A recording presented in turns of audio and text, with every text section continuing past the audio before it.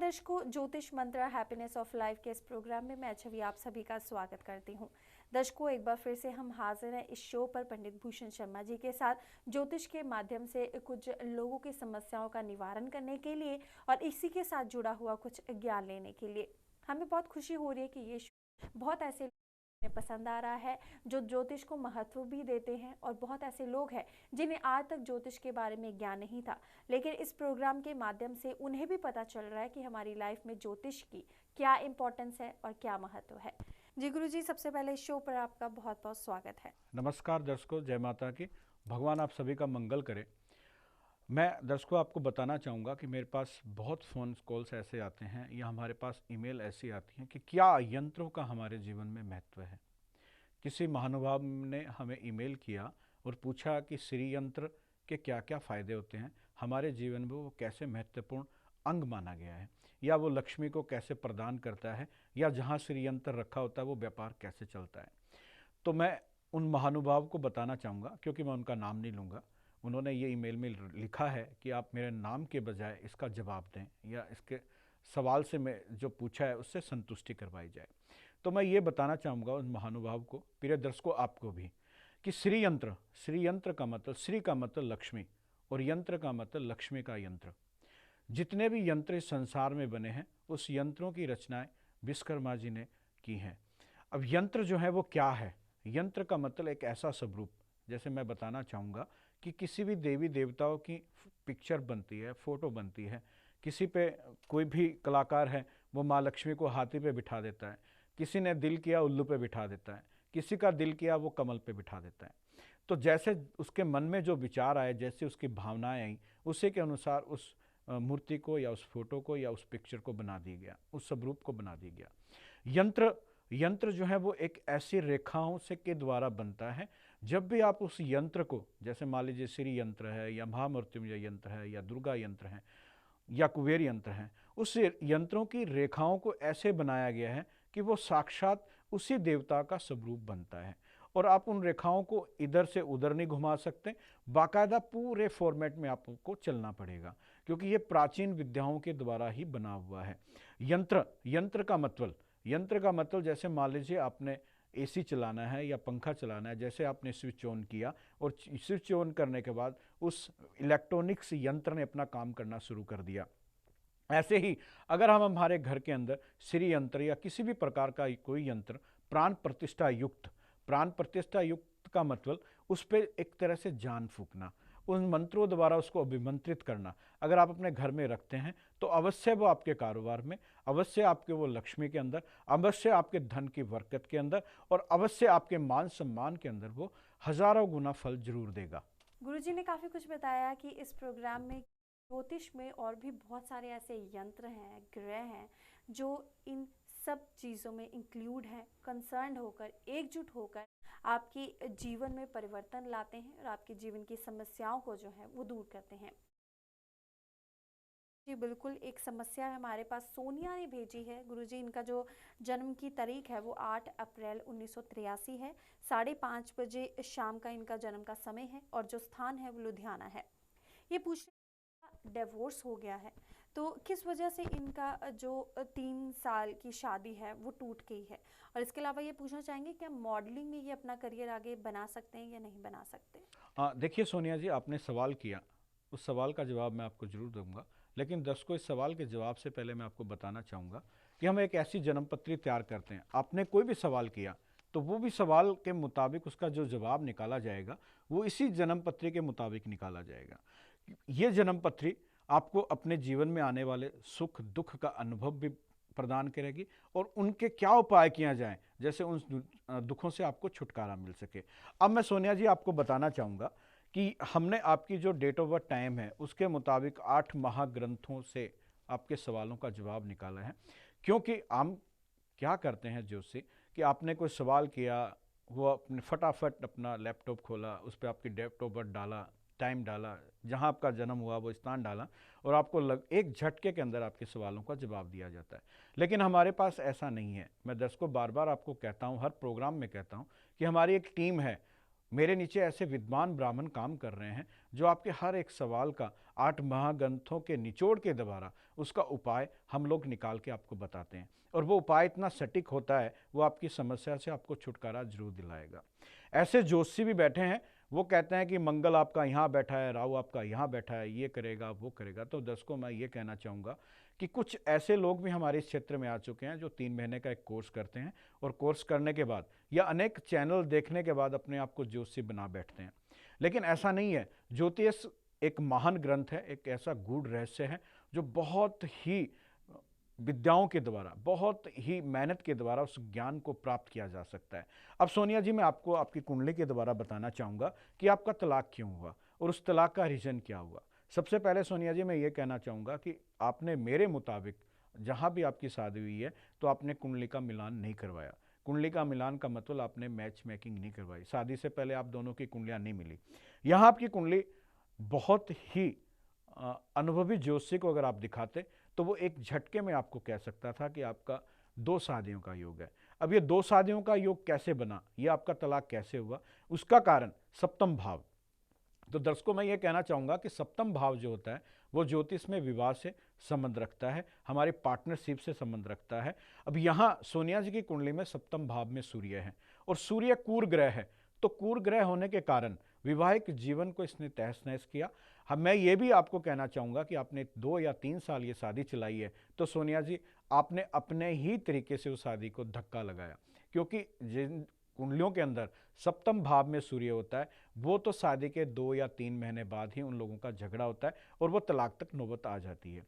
अब आपने दूसरा सवाल किया, क्या आप मॉडलिंग के क्षेत्र में, क्या आप कला के क्षेत्र में उन्नति कर पाएंगे या नहीं कर पाएंगे। तो सोनिया जी, मैं ज्योतिष के माध्यम से आपकी कुंडली का संपूर्ण व्याख्या के बाद आपको बताना चाहूँगा कि आप मॉडलिंग क्षेत्र में, कला के क्षेत्र में बहुत ऊंचाइयों तक जाएंगे।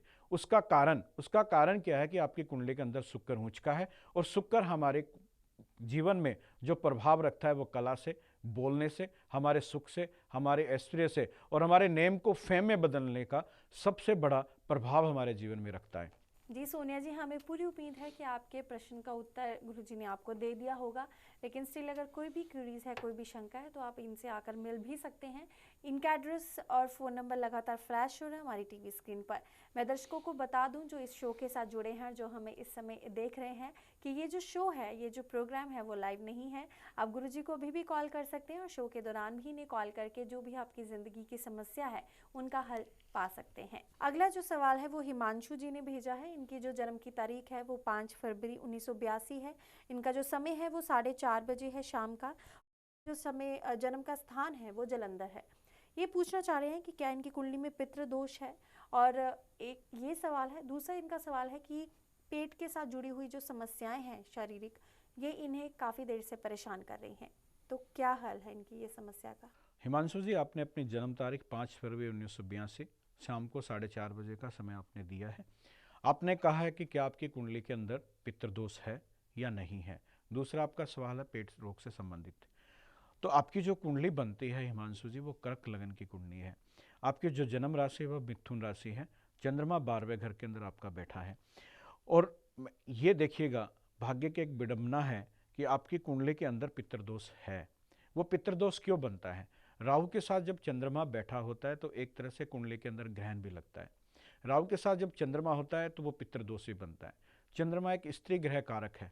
स्त्री ग्रह कारक जब राहु के साथ बैठा होता है चंद्रमा, तो ग्रहण लगाता है, और वो ग्रहण जो हमारे जीवन के अंदर बहुत ज़्यादा परेशानियां पैदा करता है। ये तो रही पितृदोष की बात। लेकिन आप पितृदोष से घबराने की आपको आवश्यकता नहीं है हिमांशु जी। इस पितृदोष की शांति के बहुत छोटे छोटे उपाय होते हैं। अगर आप वो करते हैं तो अवश्य इस पितृदोष के कारण जो भी आपके जीवन में समस्याएं हैं वो जरूर खत्म होंगी, या उन समस्याओं का जो प्रभाव है वो जरूर कम होगा। दर्शकों, मैं आपको बताना चाहूँगा, बहुत लोग हमें पूछते हैं कि क्या मेरी कुंडली में पितृदोष है। कुछ लोग आके पूछते हैं कि पितृदोष होता क्या है। इस पितृदोष के बारे में आपको थोड़ा सा बताने की कोशिश करूंगा, क्योंकि विस्तार से बताना तो बहुत मुश्किल है। अगर आप विस्तार से पूछना चाहें तो हमें आके मिलें कि आपकी कुंडली में पितृदोष बना कैसे, क्यों आया। तो ये सबसे पहले एक मुख्य कारण बनता है कि क्या पितृदोष होता है। अब पितृदोष जो है वो 2 तरह से बनते हैं। एक कुछ हमारे इस जीवन के दोष होते हैं जो पितृदोष पैदा करते हैं, कुछ हमारे पूर्व जन्म के जो दोष होते हैं उनके कारण पितृदोष बनता है। इस जन्म के पितृदोष क्यों पैदा होते हैं, ये भी एक बहुत बड़ा सवाल है। लेकिन दर्शकों, मैं आपको बताना चाहूँगा कि इस जन्म के अंदर जो पितृदोष बनते हैं वो हम लोग स्वयं पैदा करते हैं। मान लीजिए हमने कन्या हमारे पैदा होनी है और उसकी हमने भ्रूण हत्या कर दी, तो वो भी एक बहुत बड़ा पाप है और वो भी पितृदोष की श्रेणी में आता है। तो मैं दर्शकों ये कहना चाहूँगा, चाहे वो पुत्र है चाहे वो पुत्री है, अब पुत्री अगर आपके पैदा होने वाली है और आपने कुछ ऐसे अपने टेस्ट वेस्ट किए और उसके बाद उसका अपने हत्या करवा दी, तो ये कदापि आप ना करें। क्योंकि कोई भी आत्मा जो है अगर वो मरेगी, अगर उसको मारा डाला जाएगा तो वो जरूर श्राप देगी, और जो श्राप है वही दोष है और वही पितृदोष बनता है। कुछ पितृदोष हमारे जीवन में इस प्रकार बनते हैं कि आज किसी के घर में कोई डेथ हो जाती है तो लोग 3 या 4 दिन में उसकी आत्मिक शांति करवा देते हैं।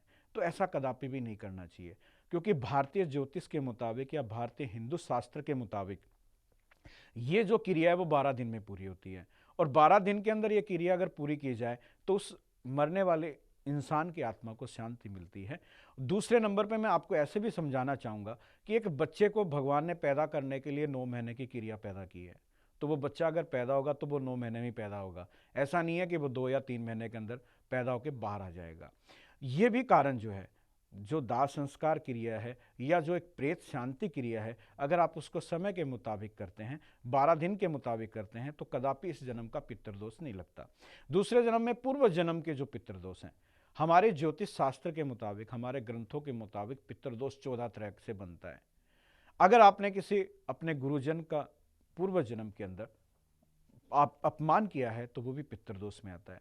आपने बहुत हरे भरे पेड़ को, जैसे पीपल का पेड़ होता है, बहुत हरा भरा होता है, आपने उसको जड़ से उखाड़ दिया या कटवा दिया, तो ये भी पितृदोष की श्रेणी में आता है। तीसरे नंबर पर सर्प दोष, जिसको हम लोग कहते हैं कि सांप को मार देना। मित्रों, मैं आपको बताना चाहूँगा, एक बहुत सच्चाई है और हम सब लोग जानते हैं कि जब भी सांप को मारा जाता है तो मारने वाले की जो फोटो है वो सांप की आंखों में होती है, और हम लोग डर के मारे में हम ये चाहते हैं कि ये नाग है या नागिन है, उसका मेल पर्सन या फीमेल पर्सन हमसे बदला ना ले, तो हम मारने के बाद सांप को दबा डालते हैं, जमीन में के अंदर दफन कर देते हैं। तो मित्रों, अब ये सच्चाई है कि सर्प की आंखों के अंदर जो फोटो बनती है वो केवल मारने वाले की नहीं बनती है, उसके आसपास जितने लोग खड़े होते हैं उनकी भी बनती है। तो वो जो सर्प आपने मारा है वो आपके जीवन में कहीं ना कहीं जाके आपसे जरूर बदला लेगा। तो ये भी कारण जो है वो पितृदोष का बनता है। तो अब बात रही हिमांशु जी आपकी कुंडली के अंदर पितृदोष। आपकी कुंडली के अंदर जो पितृदोष है वो चंद्रमा के कारण पैदा हुआ, मतलब आपने पूर्व जन्म में किसी स्त्री के साथ, किसी ऐसे इंसान के साथ आपने कुछ बुरा किया है जो फीमेल पर्सन है। अब इस दोष की शांति के लिए आप अमावस्या को चावल, अपने वजन के बराबर चावल 5 बार कहीं भी किसी लंगर में दान कर सकते हैं, किसी गरीब को दान कर सकते हैं, जल प्रवाह कर सकते हैं, या किसी धार्मिक स्थल पे दान कर सकते हैं। अगर आप ये करते हैं तो अवश्य आपको पितृदोष शांति से मुक्ति मिलेगी। अब आपने पेट रोग से संबंधित सवाल किया, तो ये आपकी कुंडली के अंदर केतु जो है वो 6ठे भाव में है। 6ठे भाव में जो केतु है वो आपको पेट से संबंधित परेशानियों का कारण बनता है। तो यहाँ आप केसर का तिलक हर रोज लगाएं और 5 वीरवार किसी गरीब आदमी को डब्बेदार कंबल दान करें। अगर आप ऐसा करते हैं तो इस पेट रोग से भी आप मुक्ति पाते जी। अब समय हो चला इजाज़त लेने का। अगर आपकी ज़िंदगी में भी कोई भी समस्या है और ज्योतिष के माध्यम से आप उनका निवारण चाहते हैं तो आप गुरुजी के साथ संपर्क कर सकते हैं। इनका एड्रेस, फ़ोन नंबर और ईमेल आईडी हमारी टीवी स्क्रीन पर फ्लैश हो रहा है। गुरुजी, फिलहाल अब इजाज़त दीजिए। इस शो पर आने के लिए आपका बहुत बहुत धन्यवाद। जय माता दी। दर्शकों, वक्त हो चला आप सबसे इजाज़त लेने का। हम गुरुजी के साथ फिर से हाजिर होंगे और विषयों पर जानकारी हासिल करने के लिए। तब तक के लिए आप सब अपना ध्यान रखिए। नमस्कार।